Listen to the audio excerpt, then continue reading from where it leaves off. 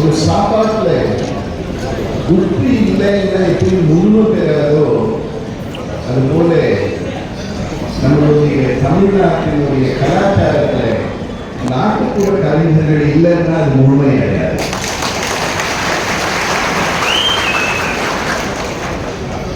இந்த நாட்டுப்புற கலைகள் என்பது மகிழ்வதற்காக சந்தோஷப்படுவதற்காக மட்டும் நடக்கிறதில்லை. அதுக்கு பின்னாடி பல நல்ல கருத்துக்களை சமுதாயத்துக்கு கொண்டு போய் சேர்த்து இருக்கிற ஒரு பெரிய சிறப்பான பணியை நாட்டுப்புற கலைஞர்களான நீங்க எல்லாம் பண்ணிட்டு இருக்கீங்க. எந்த ஒரு எதிர்பார்ப்பும் இல்லாமல்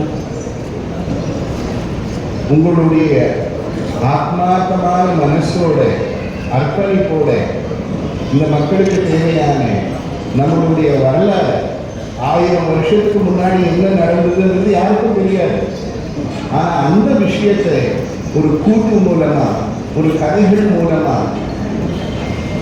நல்ல விஷயங்களை கொண்டு போய் சேர்த்து மக்களை நல்ல பாதையில அழைச்சிட்டு போயிட்டு இருக்கக்கூடிய ஒரு பெரிய காரியத்தை இங்க கூடியிருக்கிற அத்தனை நாட்டுப்புற கலைஞர்களும் செஞ்சுட்டு இருக்கீங்க. உங்களுடைய சேவையை பாராட்டி ஊக்குவித்து சிறப்பு செய்யணுன்றதுக்காகத்தான் இந்த ஒரு அற்புதமான விழாவானது ஏற்பாடு நடத்தப்பட்டது. இந்த விழா ரொம்ப நாளாக பண்ணணும் அப்படின்னு ஒரு திட்டம் இருந்தது. ரொம்ப மாசமாவே பிளான் பண்ணிட்டு இருந்தது எப்போ நடக்கும். ஆனால் சமீபத்தில் இது போல நம்ம தமிழ்நாட்டினுடைய துணை முதல்வர் அன்பிற்குரிய உதயநிதி அவர்களுக்கு வேலூர் வராங்க போது கலைஞரின் பேரனால் கலைஞர்களுக்கு பாராட்டு தெரிவித்தது சரியா இருக்கும் என்ற எண்ணத்துல தான் இதை ஏற்பாடு பண்ணியிருந்தது. இந்த மேடை பல பேரை பார்த்துருக்கேன். பல முதல்வர்கள் இந்த மேடையில் உட்கார்ந்துருக்காங்க, பல ஜனாதிபதிகள் இந்த மேடையில் உட்கார்ந்துருக்காங்க, பிரதம மந்திரிகள் உட்கார்ந்துருக்காங்க. இன்னைக்கு நம்ம அன்பிற்குரிய உதயநிதி அவர்களும் உட்கார்ந்துருக்காங்க. ஆனால் இது அம்மா பக்கத்தில் உட்கார்றது இது அவங்களுக்கு முதல் முறை இல்லை. இதுக்கு முன்னாடி உட்கார்ந்துருக்கீங்க, ஞாபகம் இருக்கா? 25 வருஷத்துக்கு முன்னாடி அம்மா அமெரிக்கா போகும்பொழுது லுஃப்தான்சா ஃப்ளைட்ல எனக்கு பக்கத்து சீட்டு ஞாபகம் இருக்கா? இல்லை.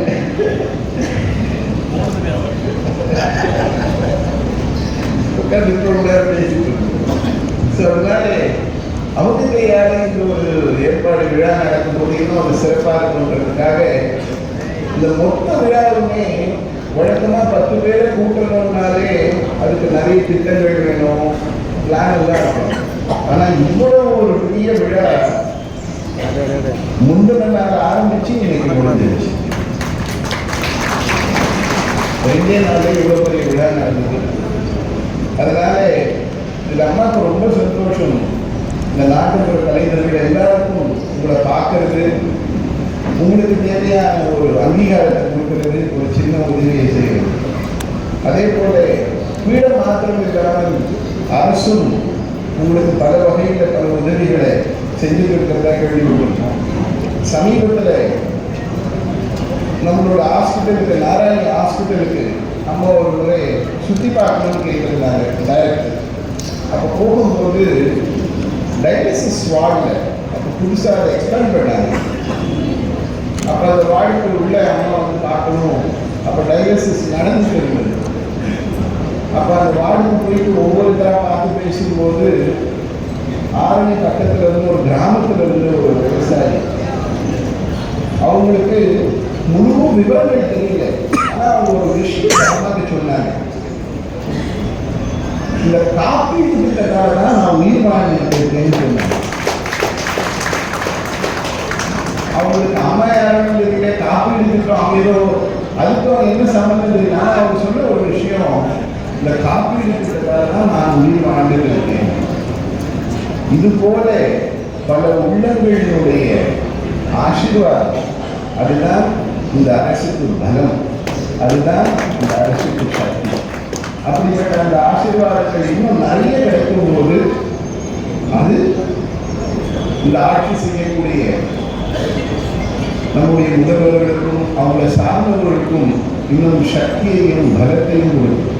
அந்த வகையில் இந்த அற்புதமான நாளில் எல்லாரும் அவங்க சொன்ன மாதிரி டவுட்டாக சொல்லிட்டு இருந்தாங்க, அவங்க எல்லாம் சாமி கும்பிடாதவங்க வருவாங்களா மாட்டாங்களா. நாஸ்திகத்துக்கும் ஆஸ்திகத்துக்கும் நிறைய வித்தியாசங்கள்லாம் ஒன்றும் இல்லை. ஆன்மீகத்தில் நாம் உணரக்கூடியது தெய்வம்னு சொல்றோம். அங்கே அறிவியல் பூர்வமாக கண்ணுக்கு தெரியலன்னா இல்லைன்னு சொல்றாங்க, அவ்வளோதான். ஆனால் கண்ணுக்கு தெரியாத நிறைய விஷயங்கள் இருக்கு இல்லையா? மல்லிகைப்பூ செடி பக்கத்தில் போகிறோம், எப்படி இருக்கு? வாசனையா இருக்கு. கண்ணுக்கு தெரியல வாசனை, அப்படி இல்லையா? இருக்கு ஆனா இல்லை, இல்லை ஆனா இருக்கு. தெய்வமும் அதுதான், இருக்கு அப்படின்னா இருக்கு. அதை உணரக்கூடிய ஆற்றல் வரும்போது இன்னும் சக்தி இருக்கும். அதை தாண்டி ஆன்மீகத்தில் இருக்கிற அதே கருத்துக்கள் தான் நாட்டிகத்திலையும் பேசுறோம். எல்லாரும் சமம், நாட்டிகமும் அதுதானே சொல்லுது. எல்லாரும் ஒண்ணுதான், எல்லாருக்குள்ளேயும் தெய்வம் இருக்கு, எல்லா ஜீவனுக்குள்ளேயும் தெய்வம் இருக்கு. ஜாதி மதம் பேதம் இல்லை, ஏழை பணக்காரன் பேதம் இல்லை. இதைத்தான் ஆன்மீகம் சொல்றேன். அதையே தான் திராவிட கழகமும் சொல்லிட்டு இருக்காங்க. அதனால ஒரே ஒரு சின்ன வித்தியாசம் தானே தவிர, அதை தவிர இன்னும் பெரிய வித்தியாசம் இல்லை. அதனால ஆன்மீகத்தோட பகுத்தறிவுகளோட சேர்த்து பார்க்கும்போது ஆன்மீகத்திலையும் நிறைய விஞ்ஞானபூர்வமான விஷயங்கள் இருக்குன்னு நம்மளால உணர முடியும். அதனால இது ஒரு அற்புதமான சந்தர்ப்பத்தில் இப்படி ஒரு எல்லாரையும் பார்க்கறது ரொம்ப சந்தோஷம். இந்த நேரத்தில் சிறப்பு விருந்தினராக வந்திருக்கிற நம்முடைய துணை முதல்வர் அவர்கள் அம்பாளுடைய அருளோட நீண்ட ஆயுளோட ஆரோக்கியத்தோட ஆரோக்கியமாக ஆசீர்வதித்து சகல லோகத்தில் இருக்கிற சகல ஜீவனும் அம்மா அவர்களோட சந்தோஷமா இருக்கணும்னு ஆசைப்படுறேன்.